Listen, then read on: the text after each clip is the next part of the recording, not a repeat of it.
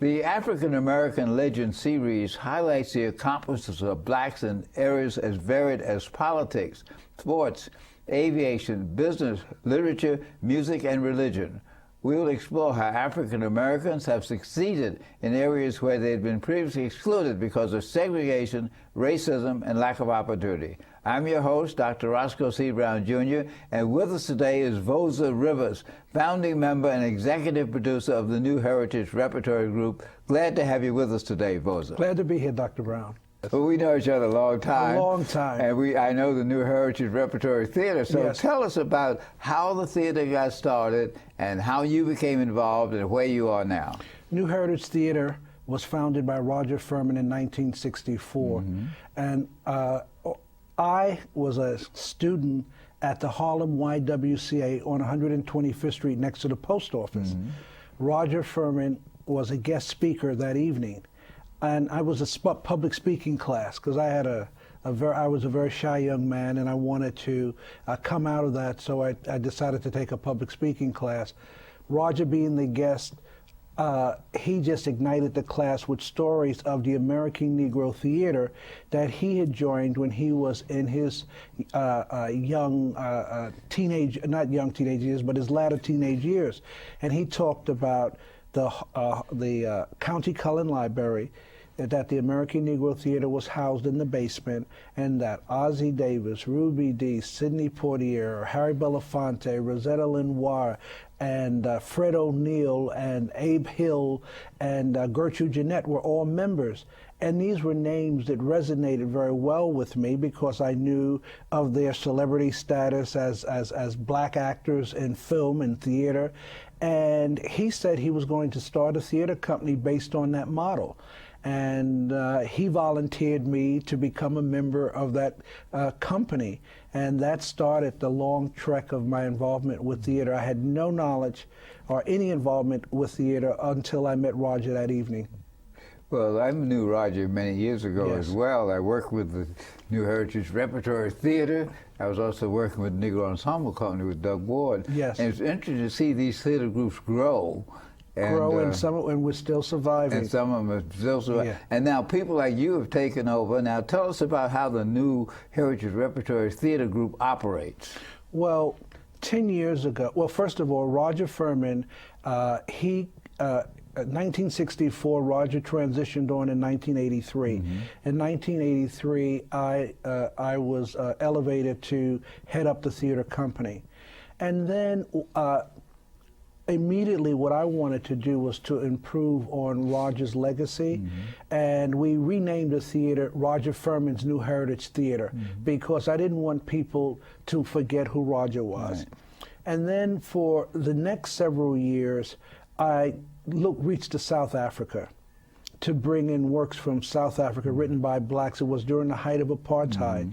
And so I was very fortunate to meet a young man named Duma, who came to our theater. He used to be Steve Biko's writing partner.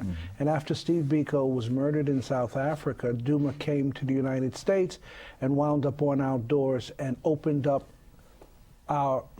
my mind and all of the actors and others to what was happening in South Africa. So we started bringing in work from South Africa in our little 99-seat theater on 125th Street and Lenox Avenue, upstairs. So from that, I guess around 1996, I started getting a little weary because I had been bringing in young people to work with me. And in each instance, I would get a young executive assistant, artistic assistant, and then we would train them and they would move on. So I reached out to a very close buddy of mine, Jamal Joseph, and I told Jamal the story, and Jamal's response to me is, you've inherited an institution and it's important for our institutions to come on. Let's really look at what we really want to do. And we decided to then reshape the theater into 3 basic divisions. We changed the name of the theater again to New Heritage Theater Group because we wanted to encompass other divisions. The first division was Impact Repertory Theater because we wanted to give back and work with our youth, so we created a youth vision. The second division was New Heritage Films, because we wanted to document our institutions, our living icons who are among us, and we did that. So today, 10 years later, we have a youth division where over 500 young people have gone through that program, where we use the arts to make them better citizens. New Heritage Films, we do documentaries. We have documented the 110th anniversary of the Greater Harlem Chamber, the 250th anniversary of Harlem Dowling Association, the 95th anniversary of the National Urban League, the Harlem School of the Arts, and it goes Menacing Townhouse. So we've become the go-to guys to do documentaries on historical institutions, and we love doing that work. Now, to what extent do you cooperate with other groups like the Harlem School of the Arts, the Apollo Theater Company, and so on? How do you relate to those groups in the Harlem community? Well, there are two ways. Number one, New Heritage Theater Group, which now we're the oldest black not-for-profit theater in New York City. We're now 44th year.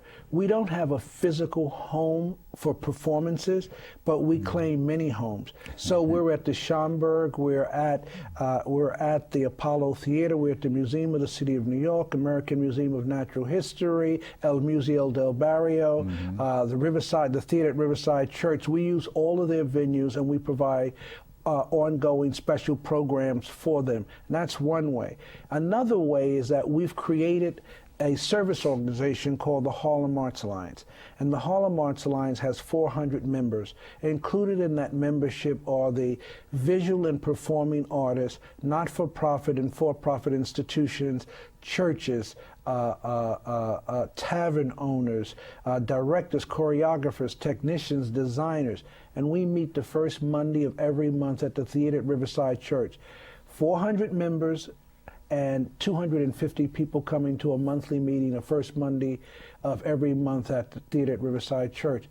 An unbelievable networking opportunity where we all stay connected to what we're doing. And that's why I know that Harlem Opera Theater was one of your guests. Very, very active, very important organization in our community. Harlem School of the Arts, when they changed their new leadership, we open up our arms, we welcome in the new executive director. Negro Ensemble Company has now found a home in Harlem at the Harlem School of the Arts.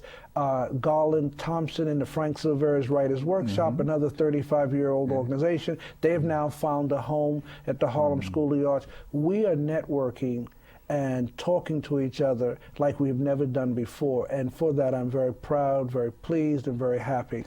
Now, if someone who's watching the show decides they want to join the Harlem Arts Alliance, what do they have to do to join it? It's an easy one. First of all, our website is www.harlemaa.org, and there is an application that they can draw down.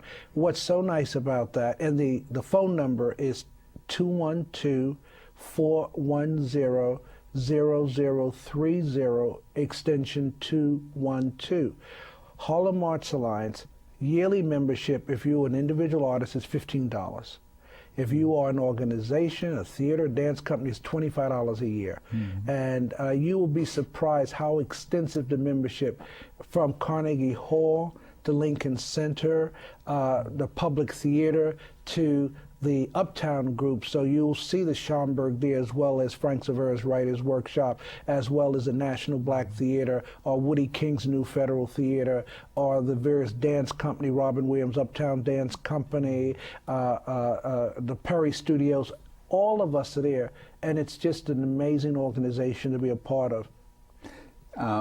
If someone does join the Harlem Arts Alliance, what do you expect from them? What do they have to do? Or is it just sharing, coming to that meeting, what do you say, the first Monday of every month at Riverside Church Theater? That meeting is a production in and of itself. For example, if you are a visual artist, we have a core group that each month they on the stage present their artwork. This is at the Riverside. At the Riverside Church Theater. Yes, right. So, so if you are a member, you can coordinate with our director of visual arts presentations once a month. Your artwork can be seen. If you are a filmmaker and you have a trailer or a rough cut, you can screen your films at our meeting. So we give, each person will get 5 minutes. If you have a new program, Dr. Jeffries, for example, was at our last meeting. He has a video that he shot called Nubia on one of his travel trips, and he got an opportunity to come and present that information. If you have a new show that's opening up, you can do a scene from your show. When you come to a meeting for 2 hours between 10 and 12 noon, it is truly a production. Now, when is the meeting now? It's the first Monday of every month at 10 o'clock at the Theater at Riverside Church, which is 91 Claremont Avenue. That's 1 block west of Broadway between 120th and 122nd Street. And the membership and the meetings are open. You don't have to be a member to come to a meeting, so that you can, you can sample before you join. What about writers, people who do poetry and hip-hop? Are they involved as well? Oh, yes, they are. So we have a lot of spoken word artists, and because we have Frank Severa's Writers Workshop, that's what they do. We have the Frederick Douglass Creative Arts Center. They're there. And we also have the hip-hop organization where young people are encouraged to come. We don't have as many young people as we would like, but clearly each of us in our own way, we reach out. I know that people say, well, why have meetings at 10 o'clock in the morning? Well, a lot of our artists, they work different kinds of hours, and we found out that that would be the best. We've done evening meetings, but I will tell you, I do not want to, at 250 members coming to a monthly meeting, and then another 30 or 40 of them standing, waiting for people to leave. It's a hot ticket, as it is. So we're bursting at the seams at our meetings right now. It sounds like you and the Arts Alliance are creating the new Harlem Renaissance. We are part of it in our own small way. There's a lot of concentration on bricks and mortar. People talking about Columbia expansion, the 125th Street rezoning, and we definitely understand. We participate in those discussions. We're on the task force. But what we say is that the same way you want to landmark bricks and mortar, you have to landmark our culture and landmark our indigenous culture. So we're at the forefront of keeping that conversation alive. We formed a group called the Coalition of Theaters of Color, another opportunity to bring arts groups, Latin and Black theater groups together with more than 30 years in existence. And we're talking to our elected officials and funders that it's really important that they hear our message. If they don't support us or see the need like our community sees it, we're going to go the way of the dinosaur. And we believe that it's important that indigenous culture be a part and parcel of the conversations and the planning that will change the face of the community that we live in. Well, I'm not so much concerned about changing the face of the community. I don't think it's going to change because we have the heritage of African American culture, music, literature, poetry, etc., which is engrossed in the overall Harlem Renaissance experience. It's, as you say, it's not bricks and mortar. It's an idea. Yes. And I can just see this umbrella of ideas of art and music and dance and opera and so on emerging from the Harlem community. I don't think it's going to take it away from it. And even though people talk about changes in Harlem, I don't think that there may be some residential changes, but I don't think there'll be significant cultural changes. What's your opinion about that? Well, I think that the challenge is that a number of our contemporary artists, they be writers or performers or visual artists, are finding it difficult to stay in the community.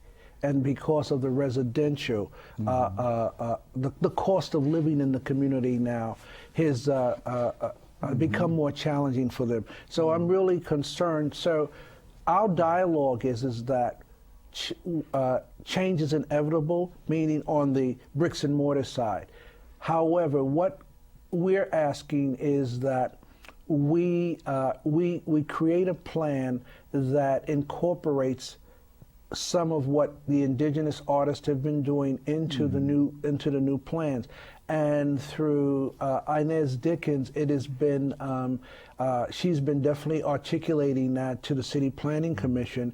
The community boards have heard our voices, and we've been attending those meetings. And so this is another addition to whatever change we have to landmark our indigenous businesses and culture into the landscape. Well, actually, you're talking about physical space as well as ideas. Yes, that's and right. What you're suggesting is that in order for these ideas to flourish, emerge, you need people there, and they need a place to work. Even if they don't live in Harlem, if they have a place to come and congregate and to produce and develop, etc. Now, that's a significant challenge. What kind of response have you gotten from, let's say, the Planning Commission and from some of those who are doing the larger planning for Harlem? Well, the Planning Commission has listened, and they have incorporated some of these ideas. I think the most important benefit is that we are at the table. And usually you're not at the table. You are directed that these are the things that are happening, and you have nothing to say or can do about it. And having an opportunity to be at the table and to make significant recommendations that have been acted on or incorporated in the thinking is something that I'm finding out is just value added. We are at the table, and we have seen changes. There were no provisions initially for the kinds of things that I just articulated in terms of some of the indigenous groups having a place. Freeze rents for us. I mean, we're challenged to the maximum right now on maintaining the spaces that we have. So you're talking about a development that will happen 3, 4, maybe 5 years down the road. Hopefully we'll still be able to hold on. And when I say we, I'm talking the collective we. If in fact 5 years from now we're there, those rents that will be charged 5 years from now has to be subsidized. Any part of the country, you look at art and culture, and it's a subsidized art form. And so we need to have that same kind of thinking with our elected officials, with these planning commissions, that what we do is very important. We still are considered the cultural capital of Black America. And also, so goes Harlem, so goes the rest of Black America in terms of arts and culture. So we want to maintain our status. Well, African American art, culture, music, whatever, is a driving force behind American culture. Yes. So in a sense, they can't let it go. So then the question is, where do we get the economic base to build on this culture? As you know, the Harlem Renaissance was mainly funded by white philanthropists. Yes. When they left, we had enough of a residue to fight our way through it, particularly during the Depression. But now we have the artists being attracted by big contracts, leaving to go to Hollywood, to go to Nashville, Tennessee. What can we do to get more money into the Harlem artistic community? I think there has to be an assessment on the new opportunities for developers and others. An endowment fund to keep these institutions alive. The same way they create bids around the city, businesses are assessed X amount of dollars, and it's not a lot of dollars. I mean, it's pennies, but collectively it comes out to millions. I think that that's one idea that we need. We need a cultural endowment plan for indigenous artists throughout communities of color all across the city. Have you put that in writing yet? I have articulated it, and okay, put it in writing. But that's one idea. That's an excellent idea. The second idea is that no donation is too small. We want our community to really adopt our institutions. Gertrude Jeanette, 93 years young. came out of the American Negro Theater in 1940, still running a theater, still coming to a monthly Harlem Arts Alliance meeting, still working with young people, keeping that theater alive.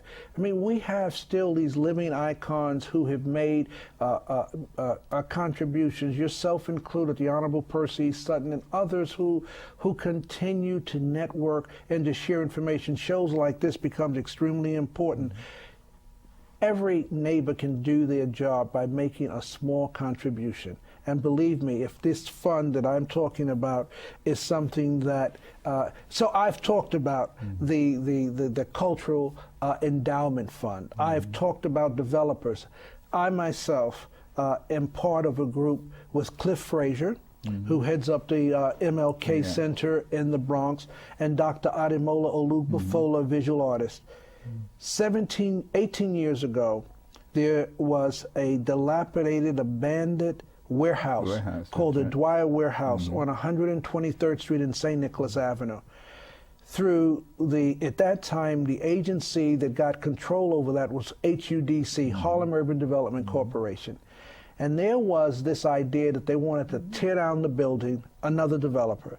And we said we need housing for artists and we need a place to live and work. Well, it is now taking us 18 years. We still have that property, 90,000 square feet. We have now, our first tenants in the residential started moving in 2 weeks ago.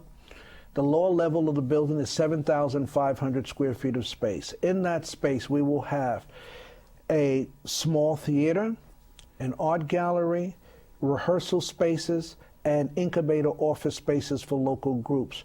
We're taking our profits from the sale of the condo units upstairs to subsidize the entire lower level. We believe that we must be the message that we bring. I am saying to developers that this is a model that they can look at. Now, we are co-developing the property because we stayed with it for so long. That was not our original intention. However, we could not let this idea die. And now that we are in a position of looking at the developers being the movers and shakers in the city, all across the city, it's become about real estate. We're saying, look at our model. This is a way to keep the indigenous culture intact and provide spaces. Well, you're right. It keeps the indigenous culture there, but those condos will probably be bought by wealthy non-African Americans. Well, so one of the questions is, how do we get some mixed income housing in there so that some of the middle income and working class African Americans can still live in Harlem? When we started our project 18 years ago, it was going to be all subsidized housing. I remember. But as the various administrations changed, all that money dried up. The city was trying to get the building back from us to give to another developer. So the only way we could develop that project was with market rates, but market rates at a very low price. And we never changed what we originally offered. But we also knew that whatever profits that would come in, and we're a not-for-profit organization, we would use that money to build out a first-class space for the artists. There are affordable housing opportunities, there's subsidized housing, and there's income-targeted housing, all coming up on the market now. When we were doing what we were doing back then, there was not a conversation about income targeted, meaning that if the average income for the residents of Harlem is $24,000, I'm using that as a figure, then know that the buildings that are the apartments available should not be more than 30% of that for their rent. I mean, there are things like that that we're now looking at and we're a part of. And then with that, we're saying that the art should be a part of it. Of course, you're really articulating the challenge that faces the Harlem community. Yes. The Harlem artistic community, the Harlem political community, the Harlem residential community. And not that African Americans don't want non-African Americans to be in Harlem, but they want to keep the community with its culture and its business and economic background related to the African American community. And that's a hard message to get across, because some people say you want to keep other people out. As I understand it, you don't want to keep other people out, but you also don't want to lose the residential density and the cultural density that's made Harlem the place it is. I agree with you 100%. And I think many of the elected officials are understanding that. And the other thing is some of the foundations are beginning to understand that. Yes. Because funding the arts, funding social services, funding housing for people of a wide swath of economic background is good for the city and is good for the economy. Yes, it is. And again, I agree with you.